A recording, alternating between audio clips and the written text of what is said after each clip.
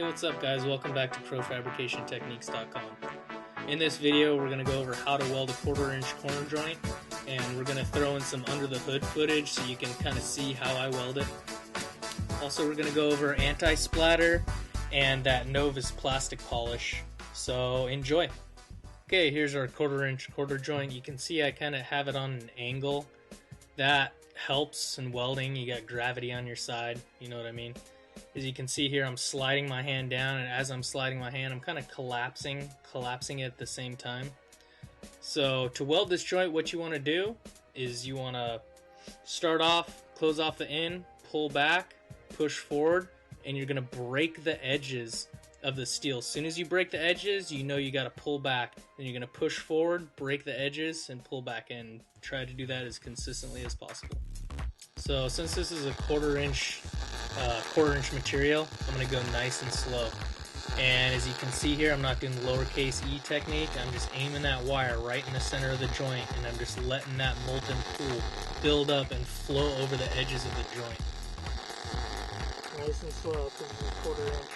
So you can see I'm pulling back, pushing forward, pulling back, pushing forward, and just breaking the edge every time. Also want you to notice the sound of the welder. It's got that nice, crisp frying bacon sound. That means you got it dialed in nice and good.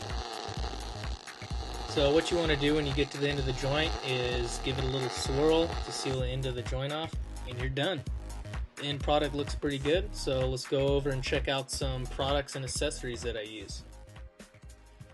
Here we have a generic brand of anti-splatter spray. I mainly use this stuff on the nozzle.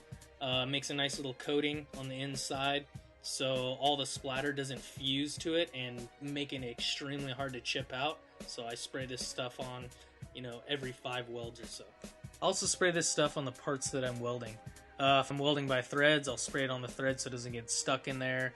I'll spray it on sheet metal, especially thinner sheet metal, because it gets hot and the BBs want to fuse to the sheet metal, so it's a good product to have around. Here we have some Novus No. 2 fine scratch remover. It's a plastic polish. This stuff's used on airplane windscreens. This stuff is great for removing that dust off your lens, and I've tried everything from water to WD-40, and this stuff is the best, hands down. It's really cheap. It's anywhere from $10 to $14, and it'll probably last you 2 years. It lasts me around 1.5 years, and I apply it probably twice a day depending on how heavy I weld. So definitely try to get some of this stuff. It's awesome. Now here we have some needle nose pliers and some wire dikes. As you can see, they're really small in size, so I can get inside that nozzle and chip out all that splatter. And I usually chip it and then hit it to try to knock it out. Now I know a lot of people like to use the regular dikes, they're kind of bulky.